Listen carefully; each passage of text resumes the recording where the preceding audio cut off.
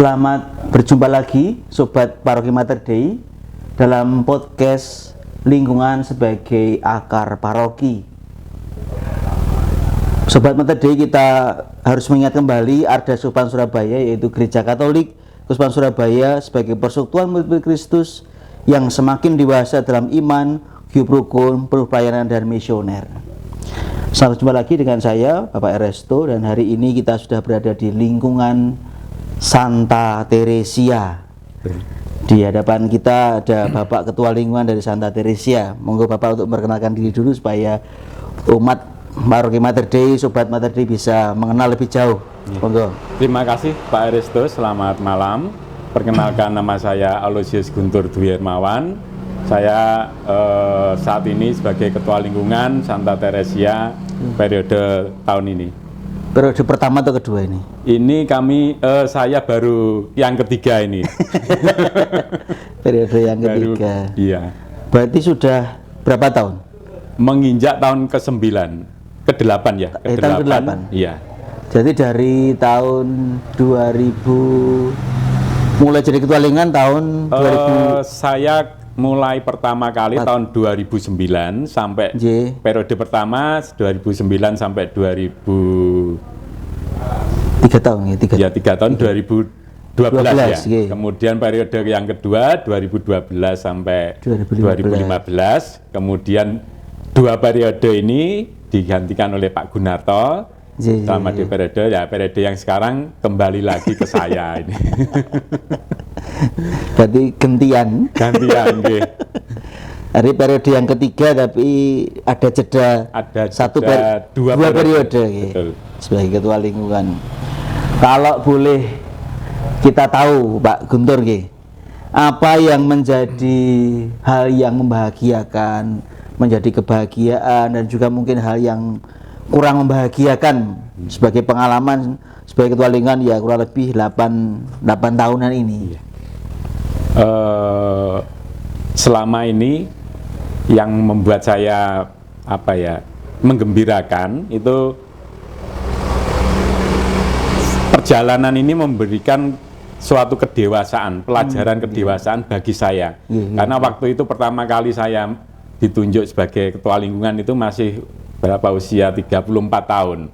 Jadi saya masih belajar banyak hingga pada saat ini proses yang saya jalani, dan puji Tuhan banyak pengalaman yang dalam tanda petik itu menjadikan kebijaksanaan bagi saya pribadi. Semakin lebih dewasa.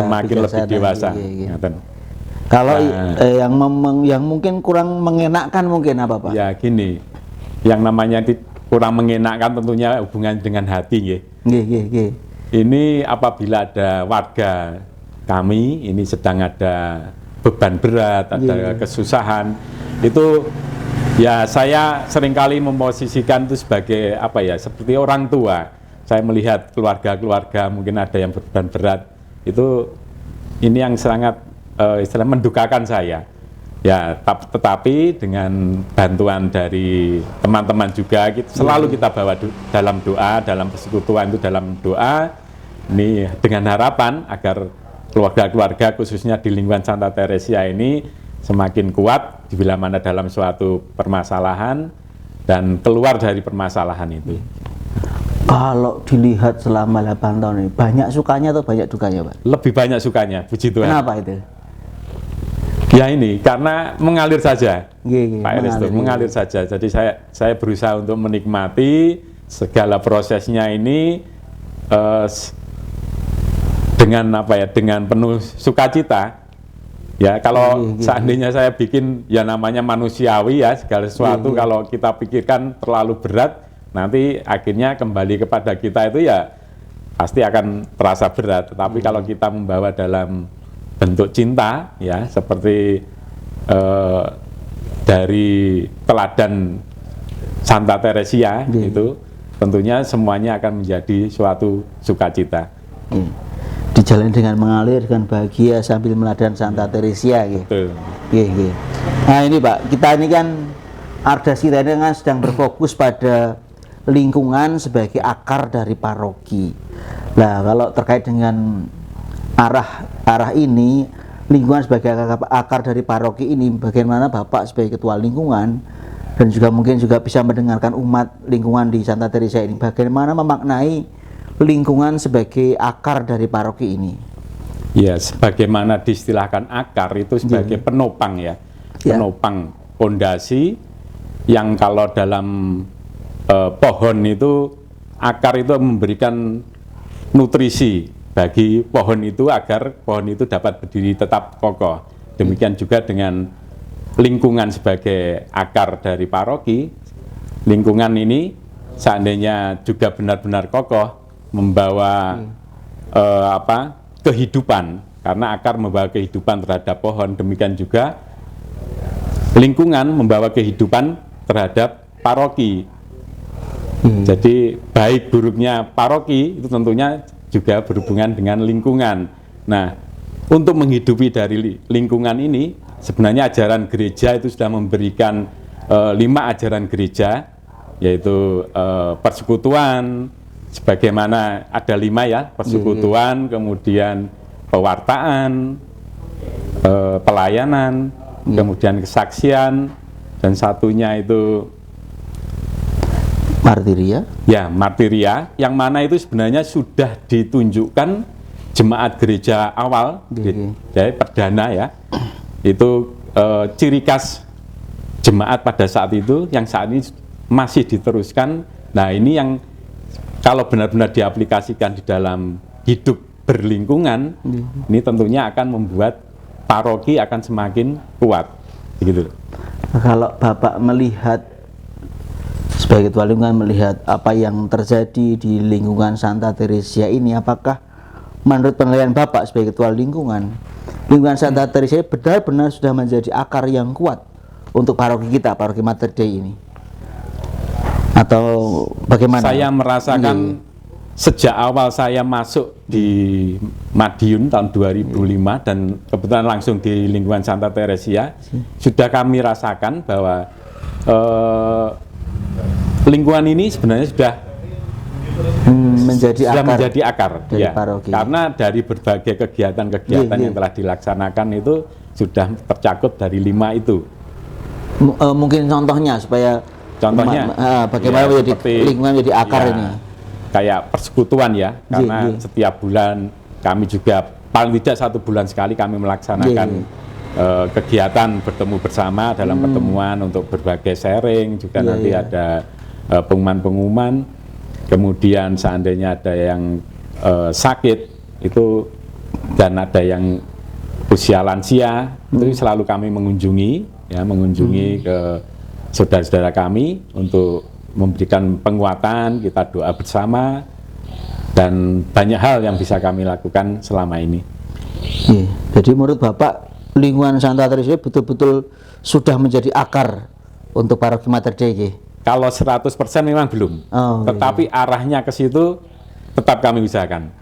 Ya, tetap diperjuangkan dalam segala situasi yang ada, meskipun kadang-kadang susah, kadang-kadang happy kan begitu. Nah, kalau kita sekarang mencoba menggali ya Santa Teresa, menurut Pak Guntur sebagai ketua lingkungan, apa sih yang khas dari Santa Teresa? Lalu kenapa kok lingkungan ini kok namanya pelindungnya Santa Teresa? Mungkin ada sejarahnya. Lalu kenapa dipilih Santa Teresa ini sebagai nama pelindung lingkungan? Santa Teresa dipilih sebagai pelindung lingkungan kami. Ini memang teladan yang telah diberikan. Ini kalau kita membaca riwayat dari Santa Teresa dalam kehidupannya, itu kan seperti sesuatu yang luar biasa. Mungkin tidak sama dengan santo atau santa yang lain yang mungkin ada musisat, ada sesuatu yang nama besar, sesuatu yang dilakukan itu wah gitu ya. Nah, justru Santa Teresa ini menampilkan kesederhanaan. Dari hal-hal yang kecil, dari jalan-jalan kecil yang dia pilih, misalnya hal-hal yang ketika dia masih dalam hidup di biara, ini kan selama 9 tahun ya. itu bagaimana kehidupan dia itu untuk melayani suster yang lebih senior, kemudian dengan penuh sukacita, hal-hal kecil-kecil yang dilakukan tetapi dengan penuh cinta. Ya, ini yang membawa dia untuk menuju kesempurnaan dalam Tuhan. Belajar menggunakan hal yang sederhana untuk melayani untuk betul. Demi Tuhan kan. Nah, kalau di lingkungan sendiri, ini apa yang diambil dari Santa Teresa ini dan menjadi hidup dari umat lingkungan? Teladan apa yang diambil lalu ini sudah menjadi hidup dari umat lingkungan Santa Teresa ini? Ya. Kesederhanaan itu yang senantiasa kami ungkapkan dalam tindakan kami berlingkungan. Dalam arti bahwa ketika warga atau umat lingkungan itu dalam tanda petik ya, dalam ukuran duniawi itu tidak mempunyai peran dalam struktural, itu apa yang dilakukan itu lakukan dengan penuh cinta. Misalkan seandainya ada pertemuan-pertemuan begini, kemudian saya sebagai ketua lingkungan, kemudian mengangkat umpamanya memindahkan kardus aqua, terus kemudian saya memandang, mosok ketua lingkungan mengangkat, kemudian saya tidak mau, sedangkan mungkin ada warga lingkungan yang secara tanda petik tidak ada kepengurusan, tidak masuk dalam kepengurusan, kemudian membagikan, tentunya di mata Tuhan akan lain. Tuhan akan lebih memandang saudara kami itu yang dalam tanda petik tidak mempunyai struktur jabatan tetapi melakukannya dengan penuh cinta seperti itu. Artinya kalau boleh saya membayangkan, umat di sini ini meskipun tidak mendapat bagian sebagai pengurus lingkungan tapi tetap tetap ambil bagian, tetap ambil bagian, tidak merasa bahwa saya ini anggota biasa terus diem saja. Betul. Artinya kita boleh membayangkan bahwa lingkungan Santa Teresa ini menjadi teladan keguyuban begitu, karena semua ambil bagian dalam kegiatan di lingkungan juga di gereja. Nah, kalau ini kekasan dari lingkungan ini apa Pak? Terkait tadi sekali-kali dengan Santa Teresa ya, dengan teladannya, dengan apa yang dihidupi oleh umat, apa yang menjadi ciri khas yang coba dikembangkan. Sesuatu yang sederhana. Jadi lingkungan kami ini sudah melaksanakan membaca kitab suci setiap hari. Ini memang teknisnya kita tidak berkumpul bersama memang. Ini program kami adalah BKS 3B, baca kitab suci 3 bab setiap hari. BKS 3B, baca kitab suci 3 bab dalam setiap hari. Itu teknisnya kami dari pengurus akan selalu share setiap hari bacaan mana yang diambil. Nah, memang selalu berurutan, mulai dari dulu awalnya dari kitab Kejadian sampai Wahyu, kembali lagi, dan ini sudah masuk ke putaran yang kelima. Putaran yang kelima artinya sudah 5 kali khatam. Kalau yang mengikuti full memang. Bagi yang mengikuti full, dan di situ kami selalu sharing, katakanlah seperti ayat emas gitu. Apa yang bisa menggerakkan hati. Ini melalui share-nya melalui WA? Atau bagaimana? Memang melalui WA ya. Ya, artinya setiap hari dibagikan teks ya. Lalu dibaca. Nanti bacanya terserah jam berapa. Nanti yang langsung sharing ayat, monggo kamu silahkan seperti itu. Jadi lalu banyak yang biasanya langsung komentar misalnya. Banyak. Hari ini yang menarik. Biasanya kami rindu menunggu jam-jam setelah sekitar jam 5 sore itu kami selalu menunggu. Selalu menunggu. Nanti kalau biasanya yang share itu Pak Julius Hari sebagai sekretaris di lingkungan. Itu selalu share. Nanti kalau lewat dari jam 6 itu banyak yang gelisah menunggu BKS 3B-nya belum keluar. Nah, itu biasanya akan suatu kerinduan bagi kami untuk menunggu beritanya itu. Yang dibaca dari HP-nya atau HP itu lalu mereka baca kitab sucinya? Membaca kitab suci. Karena yang di-share hanya ayatnya. Jadi bab sekian gitu. Nanti membaca dari kitab suci masing-masing di rumah. Ini bisa menjadi contoh bagi Sobat Mater Dei, bagaimana lingkungan Santa Teresa ini sudah umat lingkungan sudah khatam 5 kali membaca kitab suci selama berapa satu periode berapa tahun biasanya? Itu tidak sampai 1 tahun. Oh, tidak sampai 1 tahun. Tidak sampai 1 tahun, itu sekitar 8 bulan. 8 bulan. Nah, artinya ini bisa menjadi gerakan juga untuk para Mater Dei, menjadi contoh nih. Bisa ini. Selama 8 bulan setiap hari 3 bab khatam kitab suci. Baik, ini sangat menarik ini dari Santa Teresa ini. Lalu kalau terkait ini Pak, nilai-nilai pastoral, nah, nilai-nilai pastoral apa yang selama ini dikembangkan di lingkungan Santa Teresa ini dan mungkin juga berdampak baik untuk warga lingkungan ini dan juga mungkin bisa menjadi contoh bagi paroki lingkungan-lingkungan lain di paroki Mater Dei ini. Seperti tadi kami sampaikan bahwa ajaran gereja untuk kita selalu menempatkan persekutuan, kemudian pewartaan, pelayanan itu senantiasa secara konsisten akan kami terapkan di dalam kegiatan berlingkungan. Maka kalau saya diistilahkan ya, meskipun banyak yang sepuh di sini, ini semangatnya memang luar biasa. Memang luar biasa. Ini dalam setiap kegiatan-kegiatan, kecuali memang kalau ada keperluan atau sakit itu biasanya mesti hadir. Ya, memang tidak seluruhnya 100%, pasti ada itu yang pewartaan, persekutuan dan pelayanan. Ini yang menjadi nilai-nilai pastoral yang diperjuangkan. Nah, kalau lagu lingkungan, Pak, apakah ada? Ada. Mungkin bisa diberi contohnya supaya Sobat Mater Dei bisa mendengarkan lagu contoh nggih. Monggo. Ini full atau mungkin satu?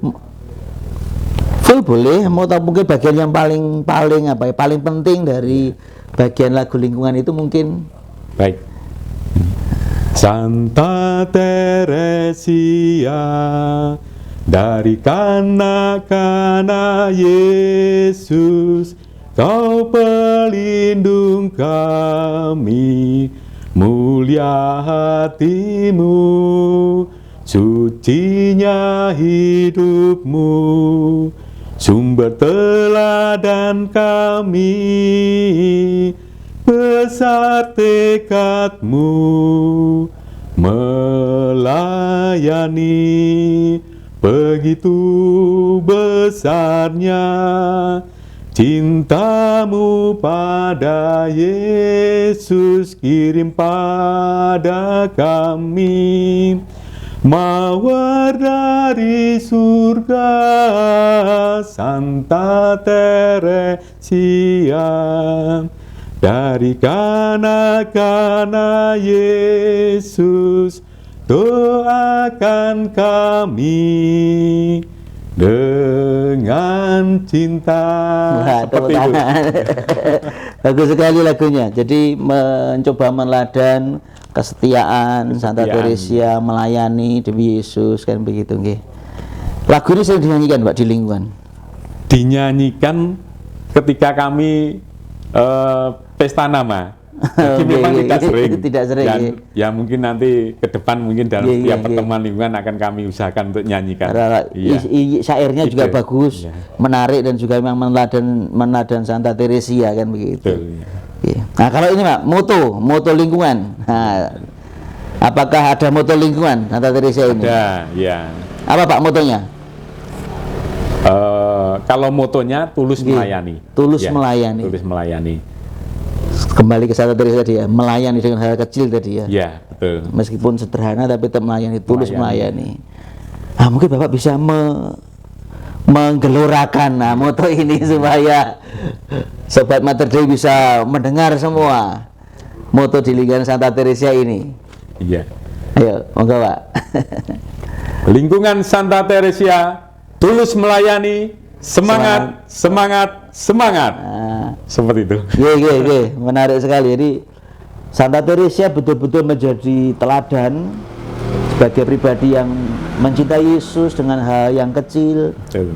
Lalu itu menjadi teladan yang coba dihidupi, dilakukan tadi juga muncul itu semua muncul tadi bagaimana Santa Teresia melayani dengan hal yang ada yang sederhana yang dilakukan. Di motonya juga begitu. Baik Bapak, kita ini kan baru saja melaksanakan kegiatan safari lingkungan ya. Kami berkeliling ke lingkungan-lingkungan. Ini sudah lingkungan yang ke-11. 11 ya. Bagaimana pendapat Pak Guntur sebagai ketua lingkungan, atau mungkin juga tadi sempat mendengar dari umat juga tentang kegiatan safari lingkungan ini? Ya, ini suatu ide yang sungguh luar biasa ya. Kegiatan yang mungkin apa ya, tidak kami duga. Nah, ini meskipun baru berjalan 11, ini putranya ke-11, tapi saya secara pribadi memang merasakan ketika mengikuti misa di gereja ini nuansanya sudah lain. Ya, misa berjalan dengan lancar, beruntut gitu. Umat sendiri juga partisipasinya semakin meningkat. Ya, ini baru 10 kalau kemarin ya, baru 11. Nah, mudah-mudahan nanti besok hari Sabtu Minggu. Ini misa besok hari Sabtu Minggu ini ketambahan dari lingkungan Santa Teresia. Ini akan membawa perubahan baru bagi paroki kita. Mungkin ada harapan mungkin terkait dengan kegiatan-kegiatan seperti ini. Ya, tentunya ini suatu hal yang baik ya. Saya kira bukan hanya nanti dari liturgi saja, dari sisi liturgi, mungkin dari sisi kegiatan yang lainnya itu harus ada hal kejutan-kejutan seperti ini. Ya, ini karena memang bagi kami sebagai warga paroki ini hal-hal seperti ini sungguh luar biasa ini. Ya, meskipun harus bertahan hampir 4 jam. Hampir 4 jam. Ya, tadi kalau kita lihat ini mungkin semangatnya juga masih luar biasa. Tadi ada 28 yang hadir. Puji Tuhan, 28 yang hadir. Ini sangat hebat ini. Ya, artinya meskipun banyak yang sepuh tapi tetap semangat untuk hadir, semangat untuk melayani tadi. Betul. Spiritnya Santa Teresia betul-betul menjadi hidup.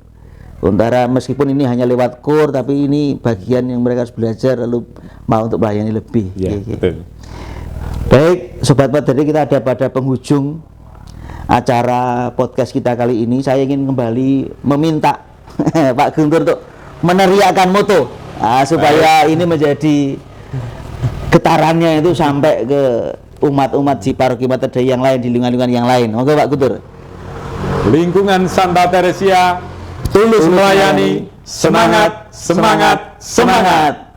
Baik Sobat Mater Dei, terima kasih atas atensi semuanya dalam podcast Lingkungan sebagai Akar Paroki episode yang ke-11 ini.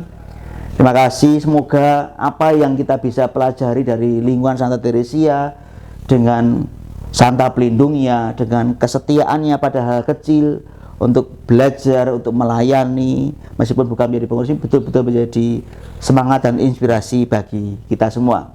Demikian dari kami, terima kasih. Sampai jumpa di podcast selanjutnya.